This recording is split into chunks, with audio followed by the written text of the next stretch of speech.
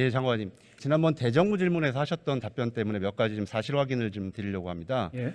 장관께서 인수위법 6조를 근거로 해서 아마 인사검증팀이 30일간 존속할 수 있었을 것이다. 이렇게 답변하셨던 거 기억나시죠?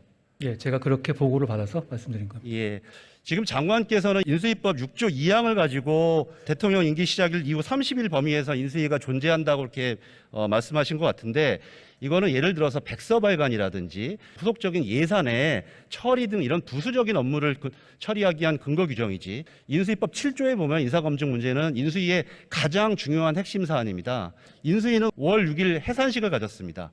인수위 직원들을 관리 감독하는 것은 인수위원장인데, 인수위원장도 없이 인사검증팀만 남아서 인사검증을 한다. 이것은 굉장히 상식에 반하고 저는 위법에 소지되고 있다고 생각하는데, 장관 어떻게 생각하십니까? 통상적으로 과거 정부들은 인수위가 보통 대통령 취임 전날 종료를 했습니다. 그래서 만약에 검증 문제가 더 남아있다면 바로 대통령실로 이관을 했었던 것이고, 인수위의 본질적인 업무를 다루기 위한 규정이 아니라고 저는 생각이 들고요. 인사검증팀이 있었으면 인수위 백서에 기재가 되어야 됩니다. 그런데 문재인 정부에서는 인수위가 없었고, 나머지 노무현, 이명박, 박근혜 정부도 전부 다 인사검증팀에 관련된 사항이 백서에 남아 있습니다. 오로지 윤석열 정부만 전혀 이유 관련된 근거가 없는데요. 인사검증팀은 인수위에 있었던 것은 맞습니까?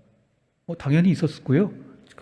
있었고 그쪽에 있었던 인원 중에 상당수가 저희 법무부 인사정보관리단으로 넘어온 것으로 저는 파악하고 있습니다. 그런데 당시에 안철수 위원장도 인사검증팀은 인수위 내부에 있지 않다, 이렇게 언급하신 바도 있고, 인수위 백서 어디에도 인사검증팀 활동 관련된 기재가 전혀 나타나 있지 않습니다. 언론 보도에 의하면 주진우 비서관이 책임자였다라고 얘기되어 있습니다. 그러나 인수위 백서에도 나와 있지만 5월 5일 날 주진우 비서관은 법률비서관으로 인선이 됩니다. 그리고 5월 9일 날 아마 정부가 출범하고 대통령실로 근무를 갔겠죠. 장관께서 말씀하시는 것처럼 근거 규정이 저거에 맞다라고 하더라도, 그럼 인사검증팀을 지휘하는 주진우 씨는 대통령실 소속 법률비서관으로 어떤 근거를 가지고 인사검증팀을 지휘하고 감독했습니까?